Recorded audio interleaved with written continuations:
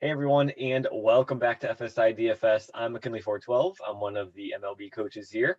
And today we're going to be looking down this, oh gosh, I don't even know, 10, 11, 12 game slate. I guess it says right here, 11 game slate on DraftKings for Tuesday night. Pretty large slate, but I do think it is pretty straightforward with what you need to do, at least from a cash game perspective. GPP, go crazy. But we'll kind of talk about all that. And then I do think there is like a little happy medium that I found. Just it's a core slate, and it's a core slate with bad pitcher, which just makes things even more crazy. So no weather concerns that we have to be paying attention to at the moment. If you guys watch these videos, you know that I record these the night before. So anything can change. Please stay up to date on the weather, but it's kind of nice to go into a large slate without any rain concerns. Seems like we haven't had that at all this season, so I'm pleased. So I'm not going to go through every pitcher, but I do want to highlight some guys as we go through here. And then, you know the deal by now. Walker Buehler, 10.7K. We're getting to that point of the season where pitchers are, they're fully stretched out. They're going close to 100 pitches. I think Buehler did, went 98 pitches in his last start. So a 10.7 price tag for him is not super shocking. Last season he had a strikeout percentage around 27-28%. He's got a pretty tough matchup here going up against Atlanta. So if I was to pay up this high for pitcher, I would definitely go more towards Corbin Burnes. Burnes shut down Baltimore just like every other pitcher has so far this season, so it's not too shocking. But compared to Buehler, Burnes has a strikeout rate last season of around 34 to 35%. That's the past two seasons, actually. So he's definitely got a higher K upside. Combine that with a better matchup overall and $200 cheaper. I'm going to take Corbin Burnes over Buehler, especially in cash games. If you're paying up this high in GPP, go Buehler. Totally fine. Nothing wrong with that. Then you kind of get to the pitchers that, they're still great, better than good. But have some tough matchups to go along with them. Valdez going up against the Angels. Robbie Ray going up against Texas. Texas has honestly been pretty decent offensively to start the season here. They have 6 or more runs in, I think it was 4 of their 9 games or 5 of their 9 games when I looked through it. So the offense is generating, and Robbie Ray is a lefty. Texas is actually a bottom 5 team in strikeout percentage against left-handed pitching so far this year. So the additions to their lineup from the offseason certainly are helping, because last season they were like one of the worst teams in the league and a team that we were definitely targeting. But they're not striking out nearly as much this season, and their offense is generating. So Robbie Ray, 9.8, his ceiling is definitely there. Nothing, you can't argue that. But still, kind of tough matchup. Eovaldi going up against Toronto, Fried going up against the Dodgers. Like, it's just good pitchers in tough matchups. And then he hit Joe Musgrove. And this is kind of where I think all the chalk is going to be landing on Tuesday night. Musgrove going up against Cincinnati. Cincinnati, they are a top 3 strikeout team in the league so far this season. They strike out at a 27% rate against right-handed pitching. And Musgrove himself, he's been a 30% strikeout pitcher the past 2 seasons. So he definitely has the repertoire, and his first 2 games, he was just lights out. So going up against Cincinnati, 8.6K, I think he is your best bang for buck on the entire slate as far as pitching goes. We'll just throw him in here because I want to play with some pricing and show you guys that happy medium that I kind of talked about in our build, especially from a cash game perspective. GPP, go wild. But I think from a cash game, you're going to want to go with Musgrove. Sorry. Kikuchi, tough spot. Steele, I can't argue, he's been pretty decent. However, last year was a bigger sample size and he just wasn't too great of a pitcher, but maybe he's got something going on there. But what I do want to go down is to this range here. Cole Irvin going up against Baltimore. I think really anybody against Baltimore. I've mentioned it before. Going into Sunday, I haven't updated the numbers, but going into Sunday, they average 2 runs per game. It's just crazy. And with Irvin, he doesn't strike out a lot of guys. He's not a strikeout pitcher. Don't expect that crazy ceiling from him, but he can go pretty deep into games. And so if Oakland, they're pretty strong favorites here going up against Baltimore. he's going to go 5-6 innings, he's going to definitely be in line for a win. So if you can get 6.3K for a pitcher who's in solid shape to earn a win, maybe get you 3, 4, 5 strikeouts along the way, I think it's pretty solid bang for your buck there with him. The other two guys I want to talk about the first one is Hernandez. And I know I bashed this guy in his opening start, and it worked out very well because he had a horrendous spring training, carried over into the spring. But still, we saw his salary drop from 8.6K to just 5.5. And if you look back at last year's numbers, Carlos Hernandez was 6-2 and had an ERA of just 3.68.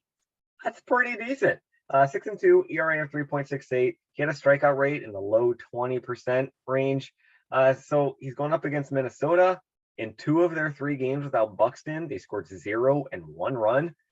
So the offense might be struggling a little bit. I know they scored 8 against Boston on Monday, but still, they don't have Buxton. That's a huge blow to their lineup. And at 5.5K, I'm willing to take a dart on him at that price. And then Chris Archer on the other side, going up against Kansas City. Kansas City and their offense just really hasn't been generating too much here. And solid start for Archer at 5.4K. If he can get me 11, 12 DraftKings points, perfect. That's totally going to be paying off his salary, especially in a cash game. So pitching, it's kind of like those 3 little ranges. Are you picking Buehler or Burns? I'm not too interested in the rest of the guys, but are you picking Buehler or Burns? I'm picking Burns. And then it's Musgrove all by himself.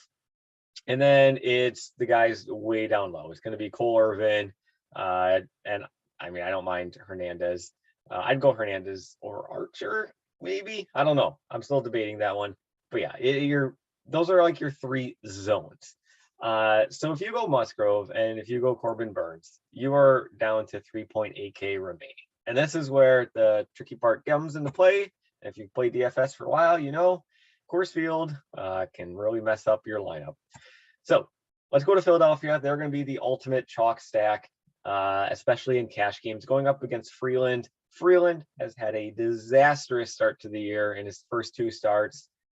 It's probably going to continue on and do his 3rd start here. But the Philly bats are definitely priced up.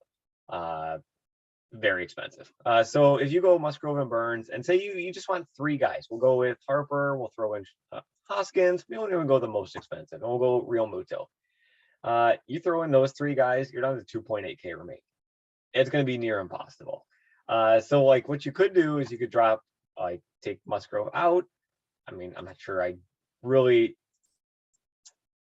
be fond of that, but you could go with Burns and then go with one of these cheaper guys like Cole Irvin and kind of hope that you can get a win out of him. Now you're at 3.2. It's still a little tough. And that's just with 3 Philadelphia bats. But if you go Musgrove and then you go with, one of these cheaper guys, now you're at 3.6 with a pretty healthy Philadelphia stack in Coors to go along with it. So you got to kind of figure out what you want to do at pitcher. How much do you want Corbin Burns to kind of really solidify your line? The thing with Musgrove is he's coming in at nearly 2K cheaper with theoretically the exact same upside as those 10K guys. So I think I would think in cash, I would definitely rather go this route. I would go with a Musgrove and then a cheaper option, just so I can fill it in with these Philadelphia bats. But Philadelphia is by far the chalk play on the slate. Obviously, Colorado on the other side of this matchup, they're definitely in play going up against Gibson. And they're pretty cheap, all things considered. I mean, Connor Joe is just having an incredible season to start. He's just 4.4K. McMahon's a lefty. Blackman is a lefty. Hilliard's a lefty. If he's in, he's always in line to, possibly steal a base. But I mean, right there, you got a Coors stack with a very solid pitcher and then a pitcher who's in a solid spot going up against the historically bad start offense from Baltimore. And you got 3.3K remaining. So, I mean, that could be a good start for you to build your lineups. So outside of the Coors game, I think another chalky team is probably going to be San Diego going up against San Martin for Cincinnati. San Diego, I think really the huge draw for them is not only, they're probably going to have a very high implied run total, but they're super cheap. I mean, Machado is 4.6. Yeah, I get it. But outside of Machado and Cronenworth, everybody's below 4K, which is just insane. Now, they haven't had the best season offensively to start off. I mean, you can't really deny that at all. But let's take out Philly. And San Diego could even be a nice GPP play if you fade that Coors Field, because watch what happens. If you throw in a guy like Machado, he's been really solid. We'll throw in Nola. We'll throw in Voit. Hosmer, probably not going to be in the lefty.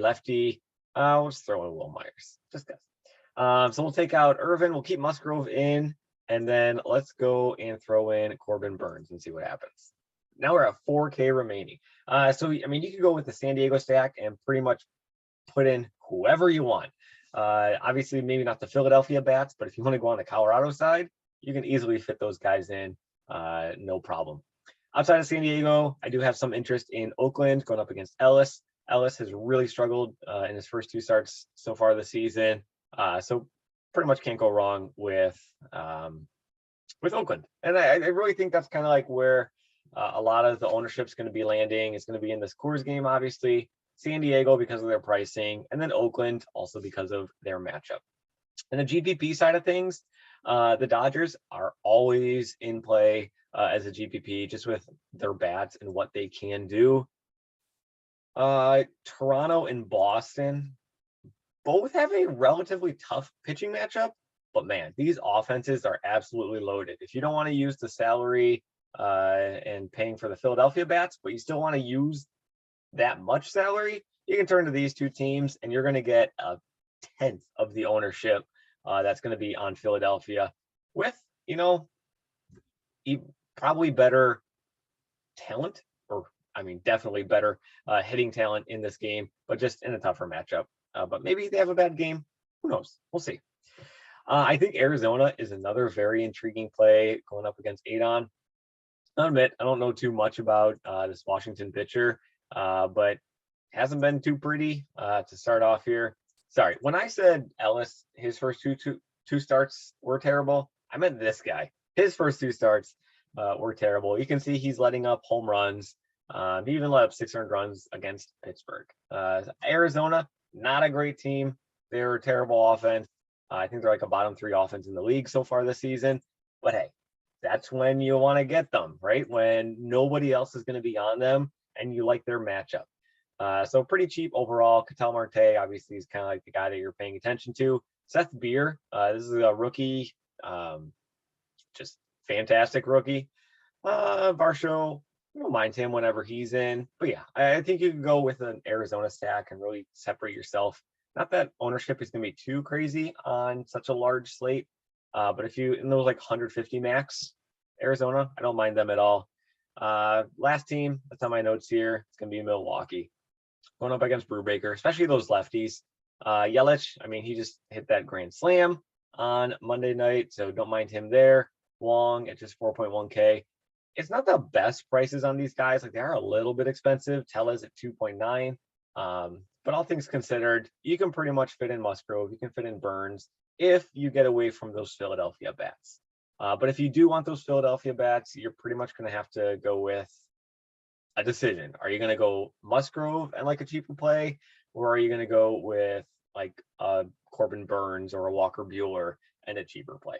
My personal preference in cash games is probably going to be go with Musgrove, go with one of these cheaper pitchers, a guy like Cole Irvin, and then you can really load up those Philly bats that I was talking about earlier.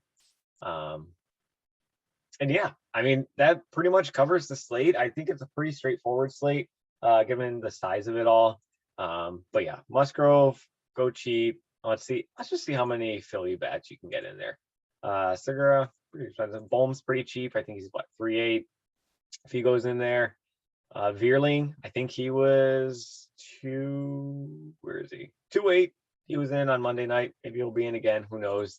Let's see what happens if you throw in 4 of these guys. 3.1 remaining. Totally possible. So it is possible to get a big Philly stack in with the pitchers. Musgrove really does open things up for you. So yeah. Thanks for watching. Once again, as always, good luck in your contests, and we will see you guys in the next video.